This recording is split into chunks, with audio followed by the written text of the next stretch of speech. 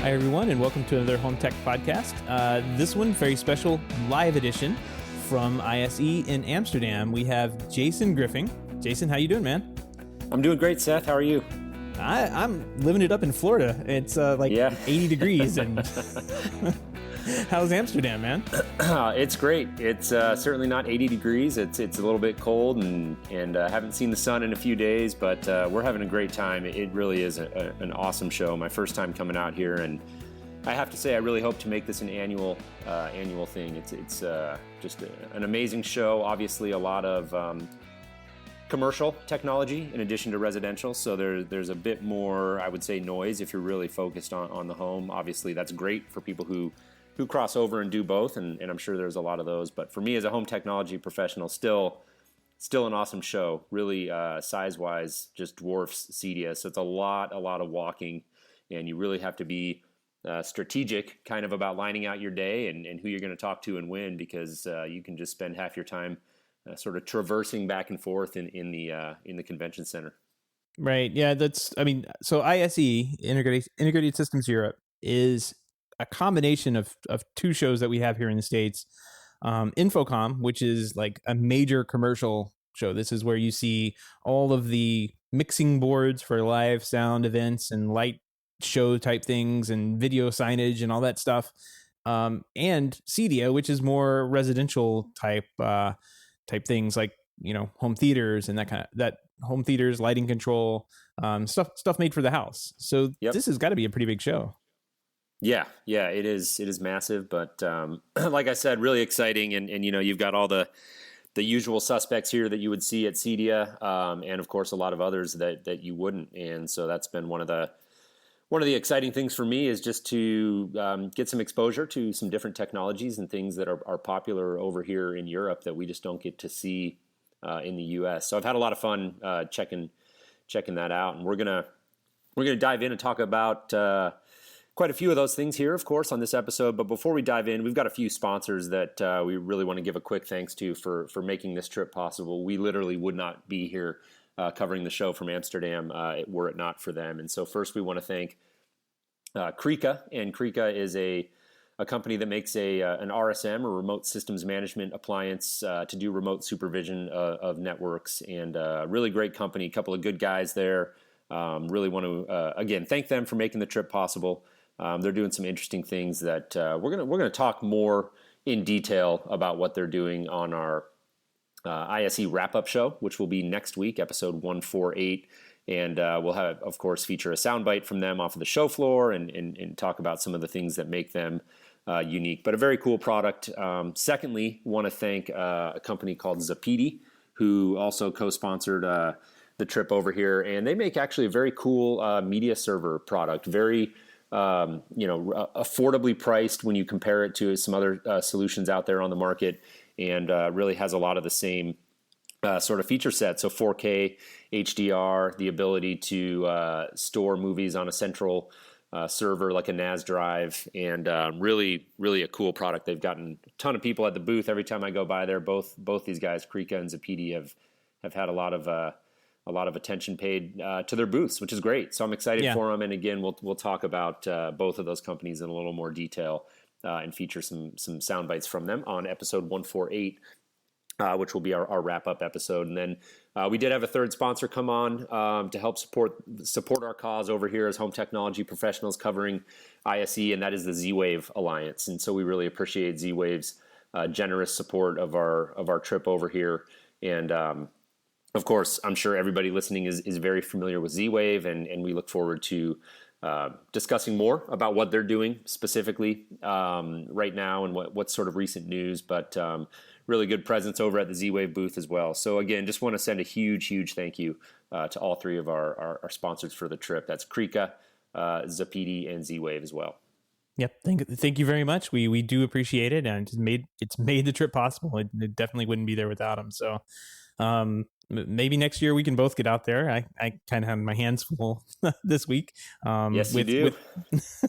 With both the newborn baby and I had to fly out to Phoenix for work. So I've been on the road for at least one day to do some work stuff and have some meetings there, actually in Phoenix. So Got a little bit of vacation, not quite like Amsterdam, but Phoenix. I Yeah. forget how much I like the desert. It's pretty nice out there. Yeah, it's where I grew up, and it's a great place Oh yeah. this time of year, especially really nice time to be out in Arizona during the winter. So that's great. Yeah, beautiful out there. I'm gonna have to get back for sure. So, let's talk some ISE, man. This is a very European show, and you probably noticed all the square light switches and Yep. square outlets that they have. What's your takeaway from ISE? The initial impression, Yeah, I guess. yeah, that's been one of my favorite things, like I alluded to see out here, is just some of the different sort of not only functionally different, but just some of the different design aesthetics that you see over here in Europe, and just kind of drawing some inspiration from the things that they do out here. I really do like the square look, and I don't know if that's just because it's something different. We're used to I'm used to Decora style rectangular switches, and so maybe this is just something novel and newer to me. I've certainly seen them before around and online and things like that, but yeah, there's just a different, I think, level of attention to the design of some of these keypads, and there's a lot of them that are using like a capacitive touch glass approach, and cool. just really seeing those everywhere, and I really just I think they're cool. I have to say that back home in the States, certainly a lot of the projects that I've worked on, particularly even at the higher end where there's interior designers and things like that, I just wonder how much exposure they may have had to these sort of solutions, and would love to see some more of that make its way over to the States, at least as an inspiration. It doesn't necessarily have to switch the form factor, and I know we've got back boxes and things that we have to think about in terms of the shape of it, but I think generally just the styling and attention to detail here, they've got us beat over in Europe on that.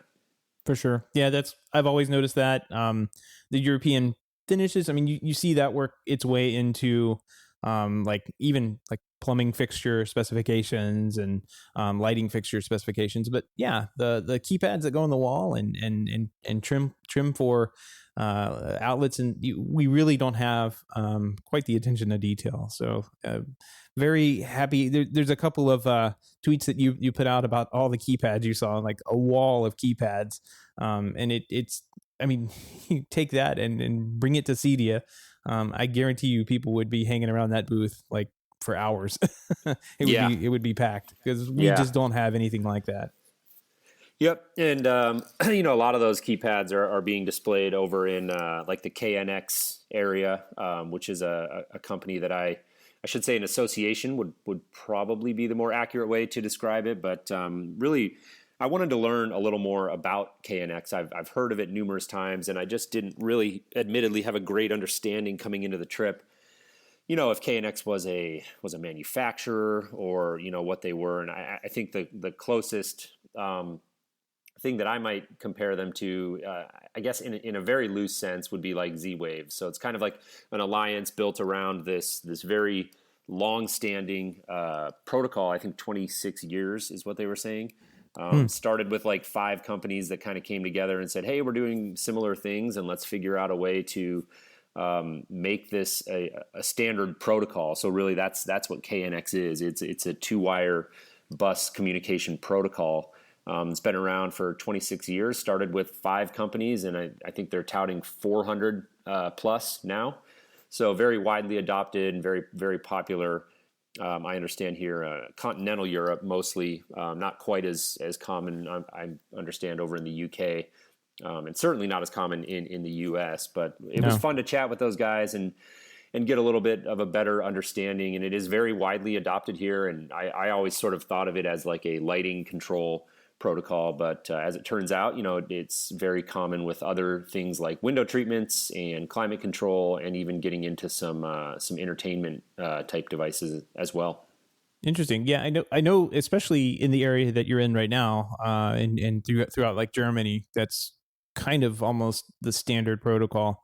And they haven't had anything over there like say Control 4 or anything up until recently. I mean, Control 4 hasn't been in the market for very long, so KNX has had just a foothold, especially throughout the Bavarian type countries and throughout Germany. I know that gets spec'd quite a bit. It's almost that it gets spec'd as a from the builder, from the architect. I lost you. Oh, here's Skype. Let's see. I can still hear you. I'm not sure if you can hear me, Seth. I cannot hear you. I can hear you. Let's see if we can get this thing to come back. Can you hear me? Can you hear me? Can you hear me? Can you hear me? I can hear you now. Okay. Yeah, it's Skype. It's a network issue. Okay. Yeah. Well, I lost you kind of where you were saying it's a very common protocol over here. And I was just saying that let's see, it's almost spec'd by the builders and architect, like out of the gate. Right. You're going to have some of the stuff built into the house from the ground up, which over here we do not have. Right. That's very true. You still there? Yeah. Okay. Sorry, I thought I lost you again.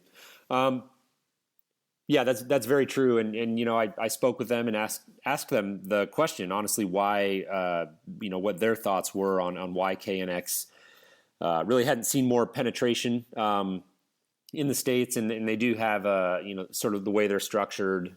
It's kind of by country. So they have people that head up, KNX UK, KNX Europe, however they do that. And I did chat with a gentleman from KNX US, and we'll have a soundbite from him on the next episode. So we won't spend too much more time talking about it here, but it was interesting to have that conversation and understand the technology a little bit better. Right next door to their booth was HDL, which was another company that I've heard of numerous times and wanted to get a better understanding of them as well, just because they're another one we just don't see much of in the States, and so learned a little about them. They're actually a Chinese company. KNX is one protocol that they use, but they also have their own like Bus Pro and I think Bus Pro Wireless were the other two. So a couple of different protocols that they use. Tons of those keypads that we were talking about on display there, and was interesting to chat with those guys. They're my impression was they're very focused on bringing sophisticated automation solutions to market at a very sort of competitive price point that would allow people who may not otherwise be able to have this really nice automation with these beautiful keypads and all that in their homes. And so I understand they're pretty popular over here, and also chatted with them about potentially coming to the U.S. and we'll probably share some more thoughts on that on our next episode. Yeah, I know that that's the company that Chris Campbell over at #LiveInstall has really talked to us about, and it mentions almost every time. I think it's one of his core brands that he uses for his installs. And every time we talk about it, I go over to the website, and it's one of those like just sighs, like I wish we had access to this stuff because it would be so nice. Yeah, it's pretty neat. A lot of DIN rail stuff. You see the DIN rail form factor everywhere here, and that's something that I like that form factor, and I'm still trying to. I haven't been able to get a straight answer. Nobody seems to really know why that form factor is so specific to Europe. I think maybe it's a space thing. Space is at much more of a premium over here. Generally, I would say all the restaurants I've gone to are very small, and I think that's more common over here. I just think people have had to adapt to using smaller spaces, and I think DIN rail lends itself well to that. I actually stopped by the Lutron booth and took a picture of Lutron Homeworks QS DIN rail system. I thought that was kind of interesting to see that as in that different form factor. I'm just so used to seeing the bigger, dimming modules here, or I should say they're back in the States. And so that's just another one of those little quirks, right, that you get exposed to when you come over here to ISE. And it's definitely caught my attention. Yeah, the Control 4's lighting control system, I think, is all DIN rail based. Do they? But yeah, it's certainly not. Go ahead.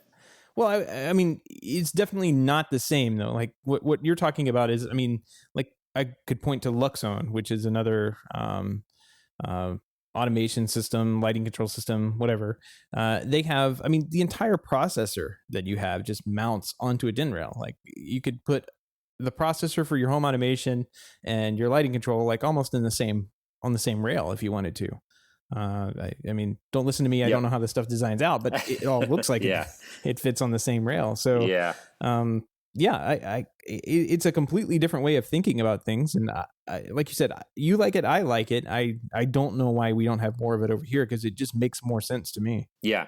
Yeah. And it's certainly not that you don't see it at all. I know just personally, anecdotally, worked on a project out in Los Angeles towards the end of my time living and working out there that they had some lighting control that had actually been spec'd by a previous integrator, and they were using Crestron DIN rail modules. So you do see it in the States from time to time, but yeah, just a very popular form factor over here. There was one specific keypad, Seth. I don't know if you saw me post this. It had this touch glass that's so popular over here, but they can do like fully customizable wall plates. It's a company called Contech, Israeli company, I believe, and really, really cool looking product. I chatted with them for a while, got a soundbite from them as well that we'll share on one of our wrap up conversations. But they're just very nice, beautiful looking keypads that can be completely customized. He told me that one gentleman from Bahrain stopped by and asked him if it was possible to have the wall plate plated in gold, solid gold around the edges. And he laughed and said, yes, we can definitely do that. So that was kind of cool.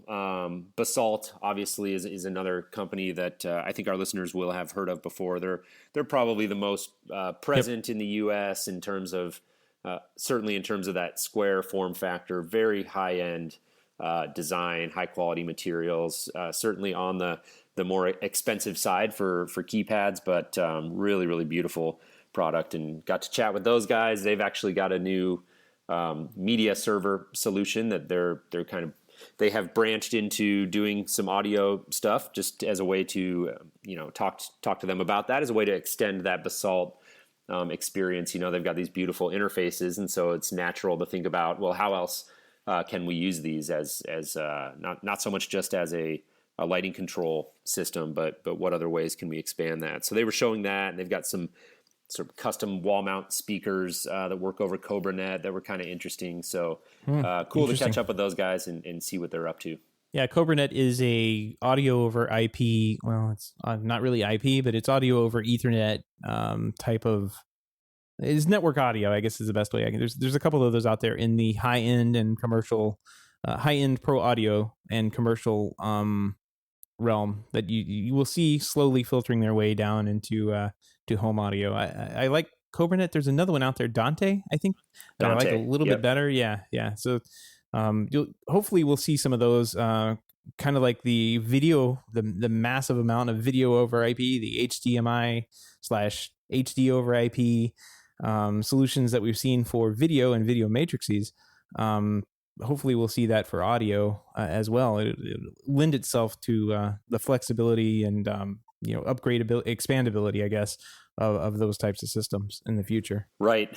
One other kind of cool wall plate I saw, and I was thinking about this, sent a tweet out, and I was thinking there's probably I'm assuming there are similar solutions in the U.S., but maybe just didn't have quite the visual appeal. But it was a square data wall jack that actually doubled as a Wi-Fi access point. And so they were touting this as a solution that was good for like hotels and hospitality and things like that. But I was talking to the guys and saying, actually that's kind of a nice solution even for high-end residential, right? Because we're just always sort of struggling with that conversation about where do we hide equipment, and Wi-Fi access points are usually not that difficult to tuck those into a closet or something. But every now and then you may just have some condition where you'd like to have Wi-Fi out in the middle of the room, and if you've got some data cabling there, to have a wall jack that you could put in that just basically looks like a plug-in data jack, but actually has power over Ethernet, and it acts as a Wi-Fi access point.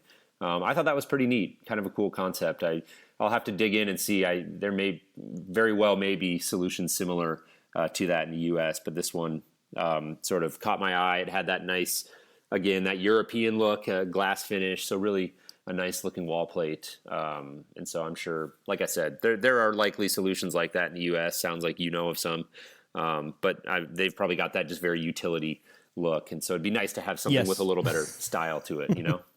Yeah, very much so. The one I'm thinking of right offhand is the Ubiquity has one for their Unify line that I've used quite a bit. Like you said, if you just need to have, like I had a client that had an exercise machine. They have one of these new fancy ones with the like the Android tablets on them where they can sit there and they can bicycle and be in kind of like a spinning class without being in the spinning class. Yep. The thing wouldn't get online because the access point was 2 walls away. Well, I just swapped out an outlet in the room, and it has like you said, it has PoE out on it, and like a pass through. Doesn't look near as good as what you're describing. Yeah, but it looks well enough, and it gets Wi-Fi in the room, gets the job done. So I really can't complain too much. Sure. Well, moving on here a little bit, I certainly wanted to make sure I came out here, and we spend a lot of time on the show talking about home control and all of that. But at our core in our industry, we're AV guys still. We do a ton of that, and it's always fun to come out to these shows and take a look at some of the higher end luxury AV sort of products. And I definitely spent some time doing that. In fact, one of my very first stop on the show floor this year was at Sony, and wanted to stop and see if they had the OLEDs. And incidentally, they did not have them down on the floor. But one of the gentlemen that I'm staying here with had an appointment with his rep and invited me to join. And they had like a little, I don't want to call it, it was just a little more like of a private area. It wasn't like a VIP thing necessarily, but it was more, I think, just set up for some of their like point products. So to give that a little bit of context, because this is ISE and very much a commercial show, everything down on the floor that Sony was showing was very like solution oriented. So, corporate solutions and this sort of thing. And so they did have the OLED there, and they were showing it, but it was up off the floor in a little more private area. So I'm happy to say I got a chance to take a look at the Sony OLED, and am not surprised to report that it looked really, really nice. So I'm excited about that. Cool. Yeah, me too. Can't wait to see those things. Yeah, so that was cool. They had the Z series, of course, which we talked about at CEDIA. That's a really nice TV. They had also a room set up where they were showing a ultra short throw 4K projector, which was pretty neat. It's certainly not cheap. It's about $25,000, but for a 4K projector, that's not certainly not out of the realm of what you would expect to pay for that. And they had it built into like a custom piece of furniture from Salamander. You know those guys? Mm-hmm. Yep. They do like the custom AV furniture solutions. So they had it built into a console below the screen, and it was really just kind of a cool solution. I'm actually looking at a project back home right now where the client is talking about wanting a ultra short throw projector that comes up out of the floor and then can go back down into the floor when he's not using it. And this thing certainly would take a lot of customization and figuring out, but it looked like it could fit the bill. So from a personal perspective, it was kind of cool to see that and take some notes, and just generally a pretty neat technology. My understanding is that price is about half of what their previous option was. So it's coming down significantly. It was in like a white cabinet with a wavy front to it, like really like a modern looking cabinet. So this one was in a darker colored cabinet. I think there's a picture we could point some people to. I can pull it up here without getting myself too sidetracked. I'll pull it up as we're chatting here in a minute. Sorry, I'll mention where that's at. But yeah, it was up in a room that was sort of set up to look like a media room. So had a sofa and dim lighting and all of this. So you kind of got to experience it in context as opposed to having it down on the floor. So it was kind of neat to have a chance to go up and see what Sony was doing up there, and had a good time doing that. Speaking of demos, I actually just today, a couple hours before we're recording here, stopped by to check out the Steinway Lingdorf demo, and those guys are We won't go into all the details. I got a soundbite from them, and we'll talk more specifically about what they're doing on our wrap-up episode. But really, a brand obviously is very, very committed to quality, and their demos. I went and saw one at CEDIA as well, and they just never cease to amaze me. The dedication there, to putting out a high quality audio components that provide a really great experience. I think they're one of the companies that stands out to me. There's a couple of other ones that I'm hoping to get to tomorrow. It's just amazing how quick the week goes by, and trade shows are always like this. You just have this target list coming into it of things you want to do, and try as hard as you can. You never feel like you get to all of them. So, basically just saying a couple other high-end audio companies out here that I'm hoping to go check out. Meyer Sound being one of them. I've heard a lot of good things about them. For better or worse, they're doing their demo offsite at a hotel. I understand the reasoning there, but it certainly makes it a little bit more of a logistical challenge to get over there and check that out. But I'm hoping to go see that, and Meridian is another one that is on my list. Well, color me jealous on those two, especially the Meyer one. Meyer is coming in at I think that's the one that's coming in at the super high end part of the market where yeah, they're going to be super disruptive. I think on that side, because Meyer is an extremely old live sound company. I love using their speakers when I was doing live sound way back in the day. Just really, really nice technology and speaker technology. So I can't wait to see what they can do with the home theater. That should be a lot of fun. Yeah.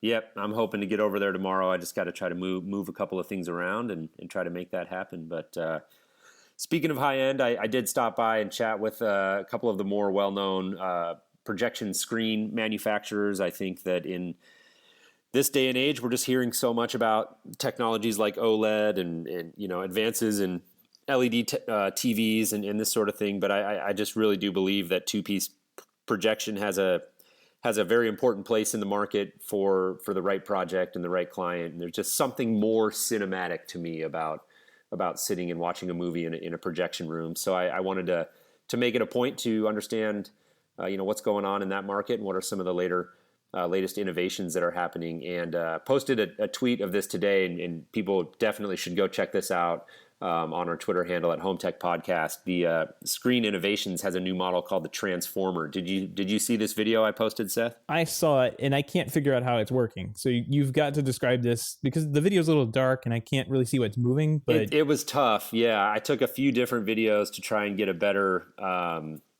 capture it a little bit better, but just with the iPhone camera and the lighting in the booth, it was difficult. But, so you're presumably familiar with the concept of masking. I think most of our listeners probably are, but just in case, the idea is you've got different movies and different aspect ratios. So 16:9 versus 2:3:5. Those are pretty much two of the bigger ones. And so, if you get a screen, for instance, I've done a couple of them that have motorized masking. So the screen is fixed at a ratio of 2:3:5, and then if you happen to turn on a movie that's in 16:9, you'll just have like these kind of blank areas off to the side of the screen that just don't look that great. And the way that motorized masking works is through an automation system or some sort of control input. You could trigger those the black felt, to come down on the sides to sort of cover up the blank areas of the screen when they're not in use. And that's a pretty sophisticated, go ahead. Well, I was going to say, this is what you see in movie theaters. You don't notice it because it's on this massive screen, but it happens. Watch between the ads and when the movie starts, you will see the masking bump up and down. I mean, good point. Good point. It's there too. So this is replicating what you get at the movie screen, at the movie theaters for a movie experience. Yeah. It's just about covering up the unused parts of the screen, just to make it look a little bit nicer. But what Screen Innovations has done is actually made a screen, as the name implies, that the screen itself transforms. So it literally shrinks in. The sides come in if you're watching 16:9. And then if you have a 2:3:5 movie, the screen actually physically grows out to the sides. And I don't know exactly how that works. Is it like rubber? Like what are they using rollers? So, this is crazy. So I may go back by and dig a little bit deeper because a couple people have asked me that, and my assumption, I just didn't dig into it too much because I'm assuming what's happening is on the sides, the screen fabric itself is on a roller. I would imagine that makes and sense. so when it's compressing into 16.9, I'm sure that extra fabric is just going onto a little roller system of some sort, and then the frame. Maybe like a sleeve type of system, so it's sort of just one side is sliding into the other to allow for that contraction. So that makes sense. Really, really cool. Very, very cool product. I'd heard about it a few weeks ago. Our rep came in and was telling us about it, and this was my first chance to see it in person. So that was pretty neat. They've got some other stuff that we'll go into when we do our show next week. The other company I stopped by is Stewart Film Screen. Obviously, long time staple in the high end home theater business in particular, and it was good to chat with them. One of their bigger things that they're showing off this year is the Phantom HALR or Haler. I'm not sure how they prefer that to be pronounced, but it's high ambient light rejection is what that stands for, and so it's a screen that really excels in environments where you may have. Where you may not have the ability to completely control the lighting conditions, which is super important because it's pretty rare, right, Seth, that we get these opportunities to work on theaters where it really is a dedicated theater and we have the ability to completely control the light conditions. Is more often the case that we're making compromises in that regard. So to have the ability to do ambient light rejection is very important, and this screen kind of takes it to a different level. Yeah. Most theaters, you like, oh, I want to have a theater room, and you walk in, and there's two French doors with windows, and it's like, oh man, this is going to be painful. Yeah. So there's some advanced things there we'll get into, but what it can be rollable. So I understand that's been a challenge with ambient light rejecting screens prior because they use a more rigid material, so they can't. Previously couldn't go on a roller system. They had to be a fixed screen that was attached to the wall as opposed to something that would drop down out of the ceiling. So that's pretty neat that you have the ability to do that. They can make bigger sizes and a few other things. So we'll get into that, but it was fun just to stop by and see what's going on in the world of projection screens. It's easy to think about those, I think, as just like a white piece of fabric that you shine a projector on, right? But when you dive into it, it's actually a pretty fascinating world. Yeah. What they do with that stuff. Yep. Did you see any cool projectors rather than the screens? So that's one thing I haven't, and I probably need to just prioritize and make some time to go look at the projectors themselves. I did spend some time looking at those at CEDIA, so it just hasn't been a huge priority of mine. But one thing I have seen that actually that calls to mind, which is kind of cool, is like. I've seen a number of people doing this, so sort of interactive projection where, like, just as an example, there was one I posted a picture of that's on our blog where it was a bunch of projectors shining on a wall, and it was like a giant piano image, so like piano keys on a wall, and you could walk up and there were sensors that could tell where you were pushing, and so you could actually play like these piano keys, and they were just projecting them on a wall. So right? You and Chris Gamble are going to have to get out there and do like the big thing. Yeah, that's a great idea. Chopsticks. Yeah. I like that. Sony had a similar thing they were showing where you could just the context that they were showing it was kind of like an architecture table. So there was a projector shining down on the table, and you could sort of move pieces of the house around and stuff like that. And so the neat thing about that, obviously, is that you can turn any surface into like an interactive type of service. Cool. A surface, I should say.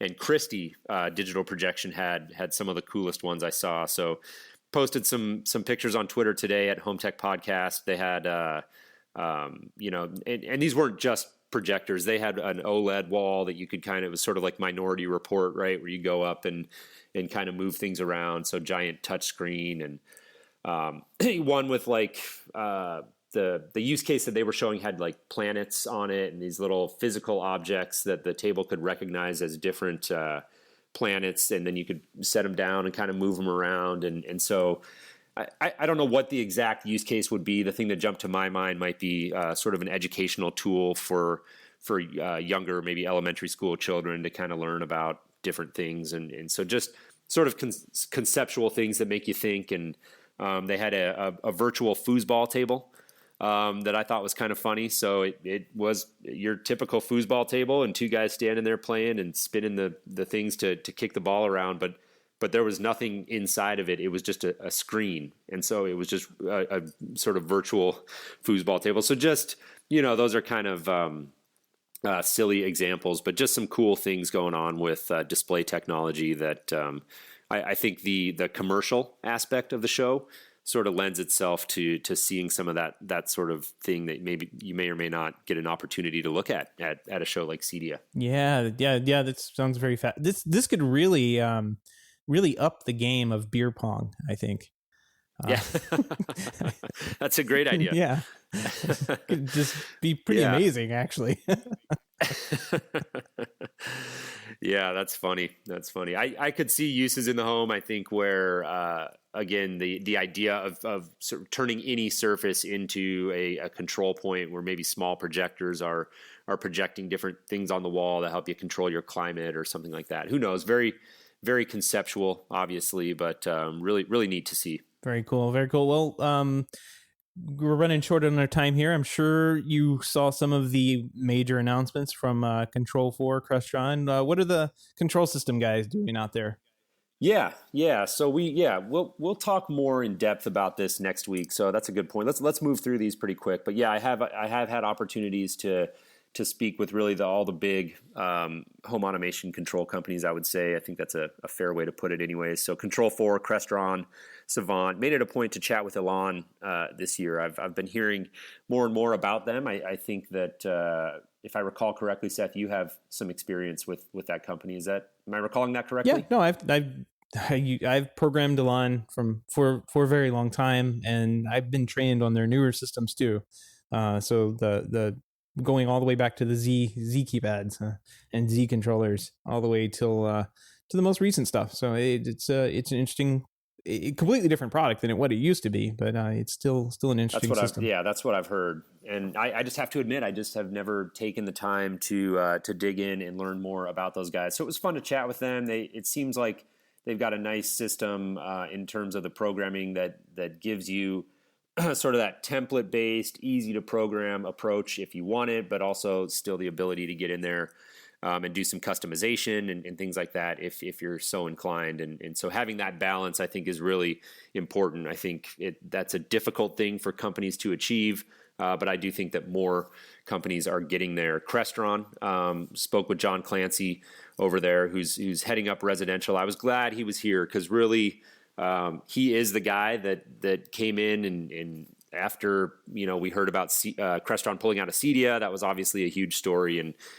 I think that kind of led to John as he sort of saw that as a call to action, and he talked about that in the soundbite that we'll feature next week, and getting back in there and really I don't know if restructuring maybe an overstated way to put it, but just sort of refocusing internal resources at Crestron on residential. They were showing a lot of residential solutions, including voice integration, Sonos, Ping, new updates to their programming software. So it was really interesting to chat with him and gave him an opportunity to address some of those, concerns out there in the dealer base about what Crestron's dedication or lack thereof to the residential channel, and he was happy to take that question and look forward to sharing his thoughts on that. Did of course stop by the Savant booth, as everybody knows. Full disclosure, I'm a Savant dealer at Harrison Home Systems in Denver. So it was good to chat with them. I as we talked about on the show, was just at the dealer conference for Savant not even a month ago. I think it was 2 or 3 weeks. So I'm very up to speed with what they're doing and what's on the roadmap. And honestly, none of that new stuff was being shown here. So they may have had it up maybe in like a private area to give people a sneak peek. But they did mention they've got a dealer conference here in Europe, I believe, coming up within the next week or two. Yeah, I saw Julie in one of her stories mention a couple of things, including shades, which I hadn't seen before announced. So it sounds like Savant's getting into the roller shade market, which is they pretty are. fascinating. Yeah. Yeah, that was one at the dealer conference that surprised the crowd. That was sort of the to put it in like an Apple analogy, that was kind of their one more thing, right? The big thing they saved for after lunch when everyone came back in or whatever. So that was surprising. Yeah. They're using a nice it's a nice product. They're not reinventing the wheel, and they're doing, I think they're going at it from the right angle, and so I look forward to seeing how that goes. I don't know. I'm not sure how many people are going to, like, Lutron is just so well established and so well known for shades, and I think a lot of people it'll be hard for them to pull them away from doing Lutron. But who knows? I think it from a business standpoint, it makes sense to Savant to try to take a run at it, and we'll see how it goes. But like I said, they were really what they were showing down on the floor was really sort of a repeat of CEDIA. So didn't spend a lot of time walking around the booth, but I did chat with one of the gentlemen there. I had a chance to ask him, how he felt about Bob Madonna's return to the company and what that means for Savant. And I did get that recorded, so look forward to sharing that next week. Very cool. Very cool. Well, I saw a couple pictures on tweets go by with you hanging around with Raphael from Neo. Are they shipping yet? That's the million. He has got to be so tired of hearing that question. I'm told that they're very, very close. I can't remember the details. I think I may have got him on a soundbite explaining it, but the long and the short of it is, it does sound to me like they are right there. Certainly, I'm sure he's as ready as anyone. Right. He's probably very, very tired of having to answer that question. But I think that it speaks at least to a commitment to quality, and so you got to give them that. They just weren't prepared to ship a remote that they didn't feel like 100% like it was ready and perfect and good to go to market with. So you got to give them credit for that. And they've stuck to their guns there. They're dedicated to getting it right, getting it out there correctly the first time. So I give them props for that. And just had a lot of fun. They're really it sounds like just have a ton of momentum there. There's a ton of excitement. I got to meet they brought out some of the engineers, so younger guys that came out with them, and got to meet a bunch of those guys. Really, really nice, cool people.